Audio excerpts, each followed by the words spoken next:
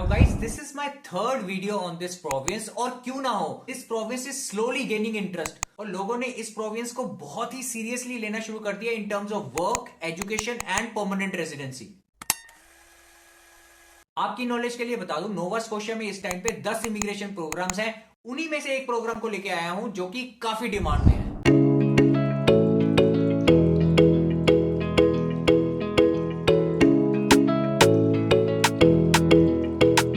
चलिए जल्द से इस प्रोग्राम के बेनिफिट्स के बारे में बात कर लेते हैं। पहला तो ये कि you do not need any job offer from the employer in Nova Scotia. Nova Scotia से आपको कोई भी जॉब ऑफर की जरूरत नहीं है। दूसरा बेनिफिट ये कि आपको इस पे एलिजिबल होने के लिए सिर्फ 1 ईयर की एक्सपीरियंस की रिक्वायरमेंट है। तीसरा बेनिफिट ये, इस प्रोग्राम रिलेटेड कोई भी एप्लीकेशन फीस नहीं है। मींस नोवा स्कोशिया को आपको कोई भी एप्लीकेशन फीस देने की जरूरत नहीं है।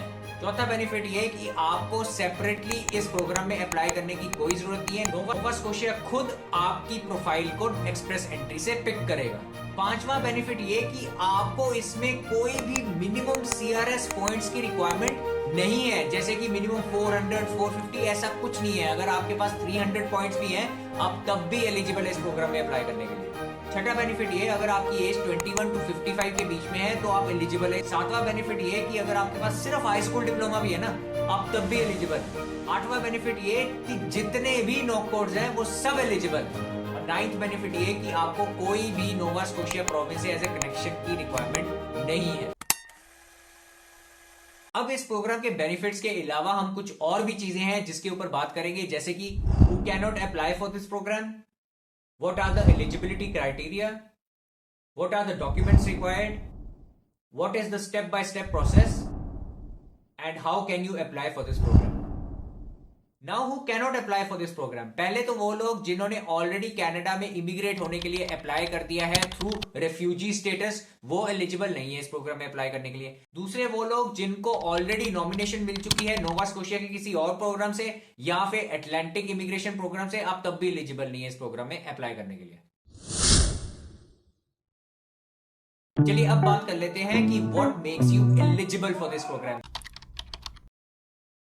पहला तो ये कि आपको सिर्फ 1 ईयर का एक्सपीरियंस चाहिए इन लास्ट 10 इयर्स। मगर ये जो 1 ईयर का एक्सपीरियंस होना चाहिए, ये होना चाहिए कॉन्टिन्यूस एक्सपीरियंस, मतलब आपके एक्सपीरियंस में कोई गैप नहीं होना चाहिए। उसके अलावा अगर आपकी प्रोफाइल शॉर्टलिस्ट होती है through federal skilled trade program के थ्रू इन एक्सप्रेस एंट्री, तो उस केस में आपको मिनिमम 2 इयर्स का एक्सपीरियंस चाहिए इन लास्ट 5 इयर्स।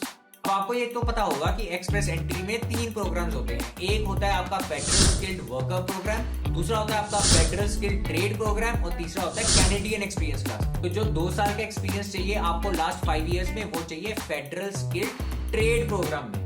उसके अलावा एक चीज का आप जरूर याद रखिएगा कि आपको जितना भी एक्सपीरियंस है बैक होम में 1 ईयर, 2 इयर्स या 3 इयर्स में, उसमें जो भी आपकी जॉब रिस्पॉन्सिबिलिटीज रही हैं वो कम से कम 51% मैच होनी चाहिए। I am repeating it, 51% match होनी चाहिए विद द नॉक कोड जिसके अंडर आप अपनी एक्सप्रेस एंट्री की प्रोफाइल में अप्लाई कर रहे हैं। अगर आपको समझ नहीं आया, मैं दोबारा रिपीट कर देता हूं कि आपकी जो जॉब रिस्पॉन्सिबिलिटीज है वो कम से कम 51% मैच होनी चाहिए for the NOC code that you are applying for. फिर आया था हमारा पॉइंट।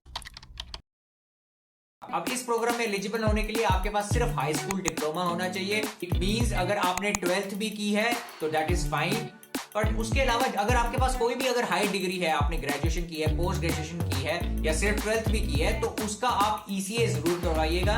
अब जो ईसीए है वो वेस्ट करता है, उसके अलावा और भी सारी ऑर्गेनाइजेशंस करती है, बट जो वेस्ट ऑर्गेनाइजेशन है वो सबसे कम टाइम लेती है ईसीए करने का। और ईसीए तो ऐसी चीज है जो आपने एक बार करा ली तो 5 साल की उसकी वैलिडिटी होती है, उसके बाद दोबारा उसको कराने की जरूरत भी नहीं पड़ती। अब इसमें जो की रिक्वायरमेंट है वो है CLB 7। चलिए मैं आपको चार्ट पे ले जाता हूं और आपको समझा देता हूं एग्जैक्टली CLB 7 का क्या मतलब है। गाइस, ये आपके सामने जनरल ट्रेनिंग का टेस्ट स्कोर चार्ट है। इसमें आप देख सकते हैं CLB 4 to CLB 10 तक कवर किया गया है। इसमें जैसे अगर हमने CLB 7 की बात कर रहे हैं तो इस केस में जो आपको मॉड्यूल्स में चाहिए वो है 6 रीडिंग में, 6 राइटिंग, 6 लिसनिंग एंड 6 स्पीकिंग।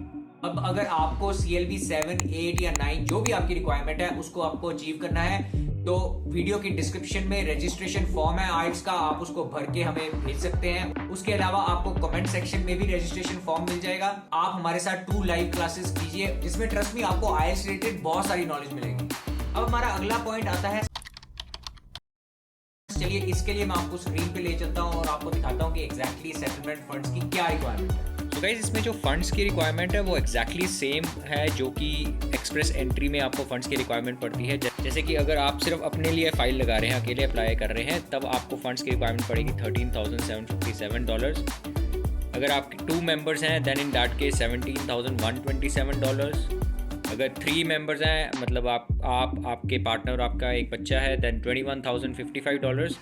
और अगर 4 मेंबर्स है तो उस केस में $25,564। अब आप अपने फंड्स को कैसे डेमोन्स्ट्रेट कर सकते हैं? आपकी जो बैंक स्टेटमेंट है आप उसको दिखा सकते हैं, लास्ट 3 मंथ्स की जो बैंक स्टेटमेंट रहेगी उसको आप दिखा सकते हैं। उसके अलावा आप अपने फिक्स डिपॉजिट्स को दिखा सकते हैं। अगर आपने कोई म्यूचुअल फंड्स में इन्वेस्टमेंट की है आप उसको भी शोकेस कर सकते हैं। जो चीज आप इंक्लूड नहीं कर सकते वो है आपके रियल एस्टेट के पेपर्स या फिर आपकी पर्सनल आइटम्स जैसे कि ज्वेलरी, वो चीजें आप शोकेस इसमें नहीं कर सकते। अब अगर आप नोवा स्कोशिया में ऑलरेडी वर्क कर रहे हैं या आपके पास ऑलरेडी नोवा स्कोशिया के किसी एम्प्लॉयर से जॉब ऑफर है, तो उस केस में जो आपकी मिनिमम सैलरी होनी चाहिए उस रिलेटेड मैं आपको डिटेल्स शोकेस कर देता हूँ। तो गाइज ये लो इनकम कट ऑफ की रिक्वायरमेंट है, जो कि मिनिमम आपको सैलरी अगर मिलेगी, अगर आपकी जॉब लगेगी नोवा स्कोशिया में, तो कम से कम आपकी इतनी सैलरी तो आपको मिलनी चाहिए। अगर आप अकेले हैं तो उस केस में $27,514 एनुअली। 2 लोग हैं आपके और आपके वाइफ हैं, स्पाउस है, देन $34,254। अगर आप 3 लोग हैं देन $42,110। और अगर 4 लोग हैं देन $51,128। अब जैसे मैंने पहले फंड्स की रिक्वायरमेंट के बारे में डिस्कस किया था, उसमें अगर एग्जांपल ले लेते हैं, आप 4 लोग हैं तो उस केस में $25,564 की रिक्वायरमेंट पड़ती है। और इस डेटा में अगर आप 4 लोग हैं तो आपकी मिनिमम जो इनकम की रिक्वायरमेंट बढ़ती है वो है $51,128। तो इस केस में आपको कोई भी फंड्स दिखाने की ज़रूरत नहीं पड़ेगी। तो इस चीज़ का आप ज़रूर ध्यान रखिए। चलिए अब हम इस प्रोग्राम के related step by step process को डिस्कस कर लेते हैं। पहला तो आपको एक्सप्रेस एंट्री में अपनी प्रोफाइल बनानी है।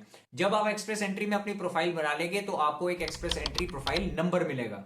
अब एक चीज का आप जरूर ध्यान रखिएगा कि एक्सप्रेस एंट्री प्रोफाइल बनाने से पहले आपका ईसीए होना चाहिए आपके पास और आपकी आइल्स का रिजल्ट भी आपके पास होना चाहिए। सेकेंड स्टेप, जैसे मैंने आपको बताया कि नोवा स्कोशिया खुद आपकी प्रोफाइल को पिक करेगा एक्सप्रेस एंट्री के पूल से, और अगर आपकी एक्सप्रेस एंट्री प्रोफाइल नंबर को उन्होंने पिक किया तो उसके बाद वो आपको लेटर ऑफ इंटरेस्ट भेज देंगे। अब स्टेप 3 में जैसे ही आपके पास नोवा स्कोशिया से लेटर ऑफ इंटरेस्ट आ गया तो आपको 30 डेज मिलते हैं अपनी एप्लीकेशन को सबमिट करने के लिए, और वो आपको ऑनलाइन सबमिट करनी होती है। उसकी डिटेल्स मैं अभी आपको स्क्रीन पे दिखा देता हूँ। सो गाइज novascotiaimmigration.com पे आपको आ जाना है और ऐसा कोई वेब पेज ओपन हो जाएगा। आपको थोड़ा नीचे आना है, नीचे हाउ टू अप्लाई लिखा हुआ है यहाँ पे, और उसके नीचे अप्लाई ऑनलाइन का बटन है, आपको इसको क्लिक कर देना है। उसके बाद ऐसा कोई वेब पेज ओपन हो जाएगा। यहाँ पे लिखा हुआ है prospective immigrants online application process. तो पहला पॉइंट तो इन्होंने लिखा हुआ है create account, then fill out application, उसके बाद print a copy for your records, then attach supporting documentation and submit and wait to hear from us, it may take us 3 months or more। तो इन्होंने clearly लिखा हुआ है कि processing time उनका क्या है। तो राइट हैंड साइड पे average time to complete application is 60 minutes, मतलब आपको सारा प्रोसेस कंप्लीट करने के लिए और डॉक्यूमेंट्स को अपलोड करने के लिए टोटल 60 मिनट्स लगेंगे। नीचे अप्लाई नाउ का बटन है, आपको इसको क्लिक कर लेना है। ऐसा एक वेब पेज ओपन हो जाएगा माई एनएस अकाउंट का। आप since we don't have any account we need to create one, तो ये क्रिएट अकाउंट जो लेफ्ट साइड पे लिखा है यहाँ पे इसको हमने क्लिक कर लेना है। सो यहाँ पे लिखा हुआ है what to expect when creating your account. तो इन्होंने सारी डिटेल्स लिखी है। पहले आपको अकाउंट रजिस्ट्रेशन करना है, देन ईमेल कंफर्मेशन करना है, हम कंटिन्यू करते रहेंगे। देन प्राइवेसी नोटिस, आप इसको एक बार अच्छे से पढ़ सकते हैं to get to know what are their terms, and then we need to click on the continue. फिर आपको यहाँ से आपका एप्लीकेशन प्रोसेस शुरू हो जाएगा। You need to write down your details and continue and create your account. अच्छा, इसमें एक स्टेप ना पीछे रह गया है, since I have already done it once, तो शायद इसलिए वो दोबारा शोकेस नहीं कर रहा था। इसमें ना जब आप अप्लाई नो करते हैं फर्स्ट स्टेप में, तो उसके बाद आपके पास 2 ऑप्शन आते हैं कि आपको अटलांटिक इमिग्रेशन प्रोग्राम में अप्लाई करना है कि नोवा स्कोशिया नॉमिनी प्रोग्राम में अप्लाई करना है। तो you have to make sure you click on the apply now button of Nova Scotia nominee program. तो ये एक स्टेप बीच में रह गया था, तो इस चीज़ का आप ज़रूर ध्यान रखिएगा। अगर आपने अपनी एप्लीकेशन को 30 दिन के अंदर सबमिट नहीं किया तो नोवा स्कोशिया आपकी एप्लीकेशन को रिजेक्ट कर देगा। अब जो डॉक्यूमेंट्स आपको अटैच करके भेजने हैं व्हाइल सेंडिंग योर एप्लीकेशन, उसमें पहला आता है आपका एक्सपीरियंस लेटर जिसमें जॉब डिस्क्रिप्शन की डिटेल्स होनी चाहिए। उसके अलावा जैसे मैंने आपको बताया 51% जॉब डिस्क्रिप्शन मैच होनी चाहिए आपके नो कोड से।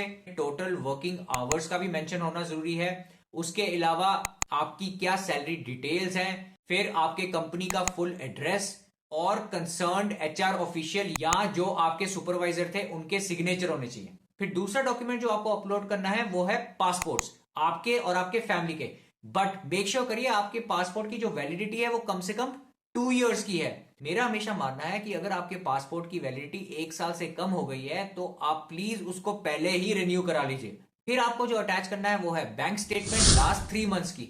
उसके अलावा एक और डॉक्यूमेंट है जिसे कहते हैं copy of letter of interest, जो आपको नोवा स्कोशिया से मिला था, वो उसको भी आपको अटैच करना है। इन डॉक्यूमेंट्स के अलावा कुछ फॉर्म्स है जिनको अपलोड करना भी बहुत जरूरी है। पहला तो आता है आपका NSNP 100। तो गाइज ये Nova Scotia NSNP 100 application form है जो मैंने सोचा आपको एक बार दिखा दूं। तो ये कुछ डिटेल्स हैं जो आपको फिल करके भेजनी होती है। इसमें आपके पासपोर्ट की डिटेल्स मांगी है, कॉन्टैक्ट एड्रेस की डिटेल्स मांगी है, मेलिंग एड्रेस वगैरह वगैरह। देन उसके बाद जितना भी आपको एक्सपीरियंस है उसकी डिटेल्स आप यहाँ पे शोकेस कर सकते हैं। Then your marital status and information related to your family members, उनके date of birth, their relationship with you and everything you need to mention here. Then again your language ability details, मतलब जो भी documents आपको upload करना है ना उसकी details आपको यहाँ पे भी फिल करके भेजनी है। इसमें आपके स्पाउस की डिटेल्स आ जाएंगी। Then your children details will also come here. आपकी एजुकेशन की डिटेल्स, आपकी फैमिली की एजुकेशन डिटेल्स भी इसमें आ जाएंगी। सो ये काफ़ी डिटेल में फॉर्म है। And but as it was mention before कि आपका सारा form and every documents can be done in less than 60 minutes. दूसरा आता है आपका NSNP 50। बट ये जो NSNP 50 है ये आपको तभी अपलोड करना है अगर आपने किसी रिप्रेजेंटेटिव को हायर किया है आपकी फाइल को देखने के लिए या फिर आपकी एप्लीकेशन को सबमिट करने के लिए। अब आपके अगर दिमाग में कोई भी क्वेरी है जब आप एप्लीकेशन को अपने सबमिट कर रहे हैं या सबमिट करने के बाद भी किसी भी टाइम पे अगर आपको कोई क्वेरी है तो आप ईमेल कर सकते हैं immigration@novascotia.ca पे। और जैसे मैंने आपको पहले भी बताया, आप जब ये डॉक्यूमेंट्स को अपलोड कर रहे हैं और सबमिट कर रहे हैं तो उस टाइम पे आपको कोई भी एप्लीकेशन फीस देने की जरूरत नहीं है। अब स्टेप 4 में जब आपने अपने एप्लीकेशन को सबमिट कर दिया, अपने सारे डॉक्यूमेंट्स को सबमिट कर दिया, तो नोवा स्कोशिया जनरली 3 से 6 महीने लेता है आपको नॉमिनेशन इशू करने के लिए। ऑफ कोर्स प्रोवाइडेड अगर आपकी फाइल में कोई इशू नहीं है। और जब उनसे नॉमिनेशन आ जाता है तो आपके पास 30 डेज होते हैं उस नॉमिनेशन को एक्सेप्ट करने के लिए through express entry online system. Step 5 में जैसे ही आपने नॉमिनेशन को एक्सेप्ट कर दिया तो आपकी प्रोफाइल में 600 पॉइंट्स ऐड हो जाएंगे। एक्सप्रेस एंट्री की प्रोफाइल की बात कर रहा हूं, उसमें 600 पॉइंट्स ऐड हो जाएंगे। तो समझ लीजिए आपके अगर पहले एक्सप्रेस एंट्री में सिर्फ 300 पॉइंट्स थे तो उसमें 600 पॉइंट्स ऐड होके अभी आपके 900 पॉइंट्स हो जाएंगे। तो जब भी नेक्स्ट ड्रॉ आएगा तो आपका ITA आना पक्का है। अब जब आपके पास ITA आ गया तो उसके बाद जब आप PR के लिए अप्लाई कर रहे हैं तो उस केस में जो भी एप्लीकेशन फीस है IRCC की वो आपको पे करनी है। जो आपको नहीं पे करनी वो है Nova Scotia rated application fees, क्योंकि उसमें कोई एप्लीकेशन फीस है ही नहीं। अब जब आपके पास PR आ जाए तो आपको नोवा स्कोशिया को इन्फॉर्म करना है कि आपके पास PR आ चुकी है। मगर आपके पास काफी टाइम होता है, जब आप नोवा स्कोशिया चले भी जाएं तो वहां पहुंचने के 30 दिन के अंदर अंदर आपको नोवा स्कोशिया को अपनी PR के बारे में इन्फॉर्म करना है। Well guys, that would be all. Thank you so much for watching this video. I hope you liked it. अगर आपको अच्छी लगी है तो लाइक का बटन दबाना मत भूलिएगा। सब्सक्राइब नहीं किया तो जल्द से इस चैनल को सब्सक्राइब कर लीजिए और नोटिफिकेशन बटन को दबा दीजिए। उसके अलावा आप सपोर्ट भी दिखा सकते हैं अपनी for this channel by clicking on the join button. Well again, thank you so much and I'll see you in the very next video. Good night, take care.